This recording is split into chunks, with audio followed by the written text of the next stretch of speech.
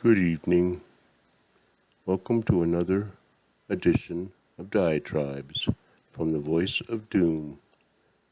And now here is your cerebral and sentimental host, Voice of Doom.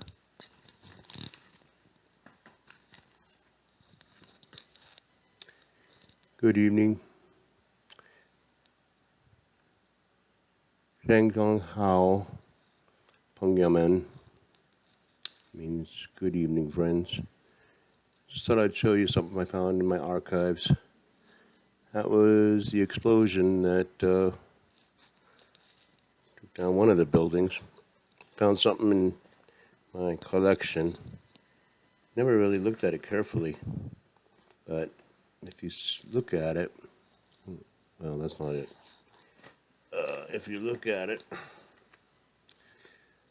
the building is coming down and it's tilting sideways, and it could have fallen sideways. That would have been really horrible.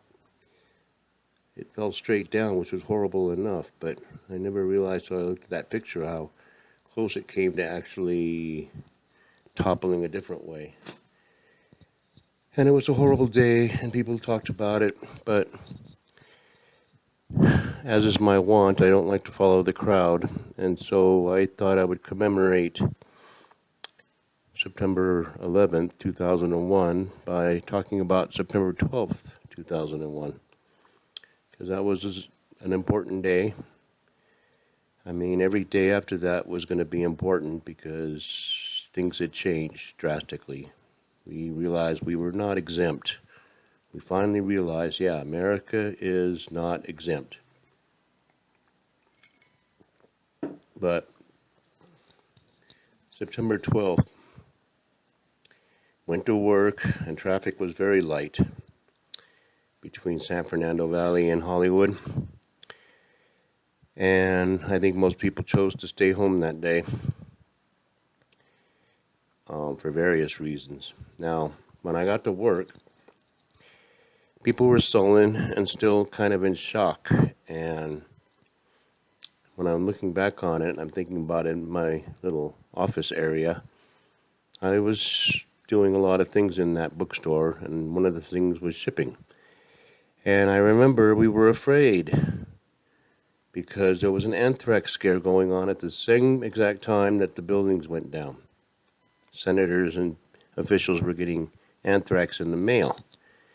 And I kind of forgot about that. And I don't think most people even talk about that because the destruction overshadowed all the other crises. But we thought it was all connected. And we thought, yeah, I mean, there's buildings going down, there's planes coming out of the sky, and now there's anthrax in the mail. And we're thinking that it's happening. It's the terrorists are throwing down the gauntlet, and there's going to be war. And there was war, but I was mostly thinking, yes, something had to be done, and I was worried about anthrax, and they hadn't gotten to the point where they were weighing packages and worrying about security because it was too early for that.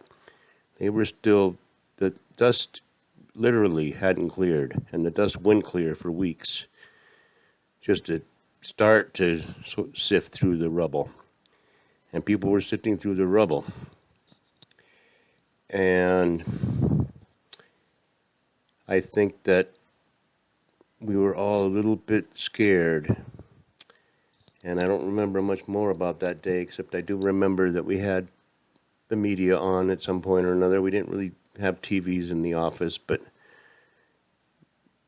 you know, it was a very strange time in history because the tribes actually got together for a few days as one and unified under one banner. This is bad. There was no arguing about it. There was absolutely no arguing about it. I mean, they can spin Afghanistan and make it look like a victory and make it look like one of the greatest evacuations in military history. But you can't spin those buildings coming down. It's just not going to happen. And the government officials came out on the Capitol steps and sang "God Bless America" and oh, beautiful, and you know, the Star Spangled Banner and what have you. And they all sang together, and they weren't fighting, and they weren't doing anything like that. They were all thinking, we gotta, do something. Now, I don't know if the same thing happened today, whether there would be unity right away.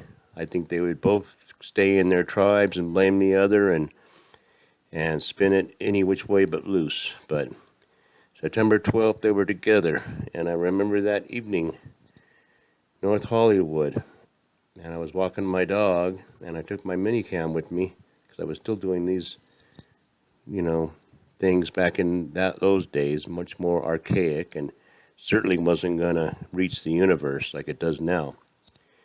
But I was recording, and I recorded the silence, and I'm like, this is really different because there was no planes and no helicopters and no small planes and no anything in the air, nothing. And it was San Fernando Valley, and that has 3 or 4 major airports in it. I mean, it's not a small valley. Lots of action in the air, and it was quiet. And I was just thinking how bucolic LA can actually be when there's not a whole bunch of things flying in the air making noise. And it was kind of, I won't say pleasant, because I was still scared. Just because the planes were all grounded doesn't mean that we were out of the woods. It was one day from the worst attack on American soil, the United States proper, in history. Now, I don't know how much I can talk about September 12th. I do remember that we didn't get anything done, and we just sat in the office and shipped a few books, and of course there were customers, but the phones weren't ringing, and we couldn't call out to anybody, so we couldn't do any drop ships, and we couldn't do this or that we have to do, because Lower Manhattan is a major hub of commerce for everything, communication, everything. And even if you're calling Georgia or someplace we might have to call, no, the phones aren't working because it's destroyed. I mean, we're in trouble and things are rerouted and all kinds of things. Phones weren't working. Everything was in disarray. And that was just the way it was. I mean, it's not like now where the phones aren't working because of COVID and the office is closed because of COVID and we couldn't get back to you about your insurance claim because of COVID. You know, that got real tired after a while. But they didn't do that. They were down. They weren't saying, oh, we'll use this as an excuse to not do anything. So even though it was only 20 years ago, things were a little different.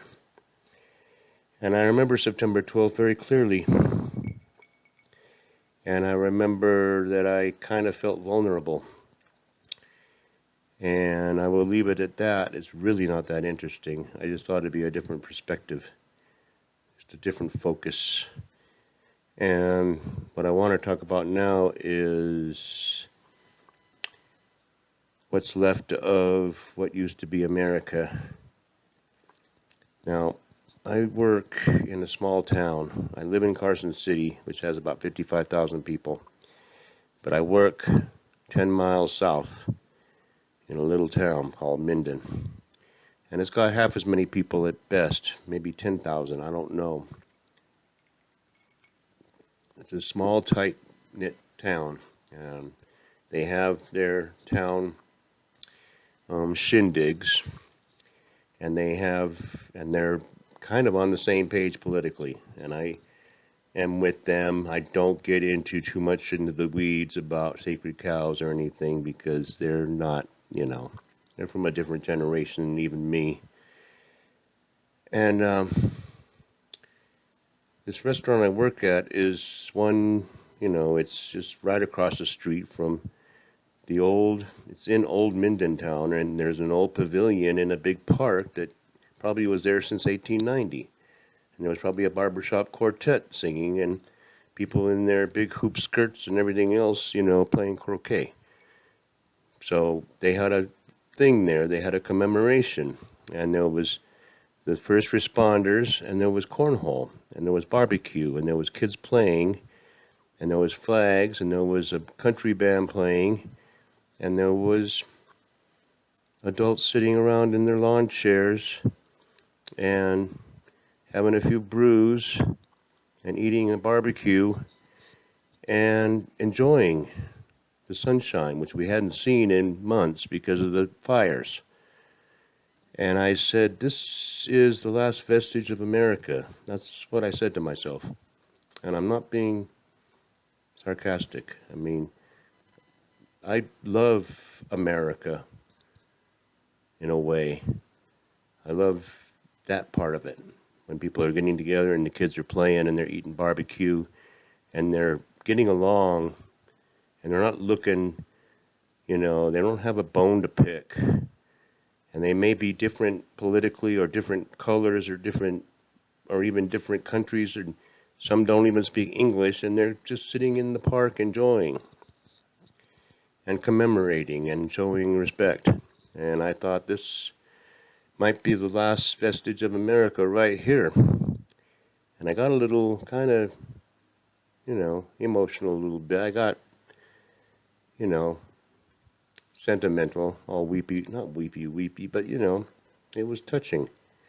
I always feel when I see a community that's just, they all know each other and everything, it's what America is all about. And everybody knows it. I don't have to explain it in all kinds of poetic flourishes. Everybody knows what I'm talking about. Now today, the 12th, is a Sunday, and I went to work, and there was another shindig going on, and this was a fiesta. And I guess because of the smoke, the air's been horrible, they pushed all the events out to certain dates, and there was a Sunday event, and the fiesta had the mariachi, and they had all kinds of food stands, and they had the same people playing, and the same adults sitting around the, lawn chairs. And it was a Mexican fiesta, and I thought, this is America, too. I like this. The music's great. I could have danced right there, but I had to go to work. And I would have made a fool of myself, because what's this guy in this hat dancing around to this music, because I'm out of place. I mean, even if it's really white bread city in that place, but it was a fiesta. It was real, it was a real fiesta.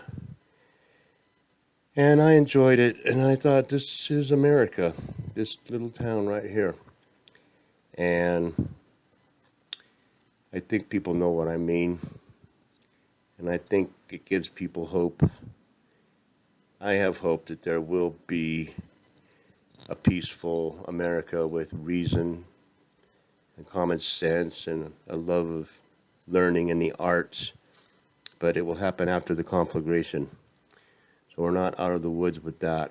And I'm not going to be sentimental much longer, because I've got to get back to tearing Petri dish 2 or 3 new ones and really getting mad, because I won't end on a mad note, but I am worried about Hamid Karzai, and I'm worried about Amrullah Saleh, and I'm worried about Abdullah. I think they are brave, and I hope that they're all right. And I don't want to get into the juxtaposition of 2001 and 2021, because that's being done to death, and I'm just going to have to rant in my own inimitable style. But I will leave you with this. America is still here, and the America that's still here is out in that park with the kids playing, and the cornhole, and the hot dogs, and the hamburgers, and the barbecue. And I think I've said enough. I think I've given maybe some hope to everybody. And I will say ni hao and xie xie.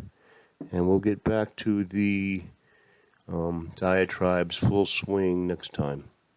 Thanks.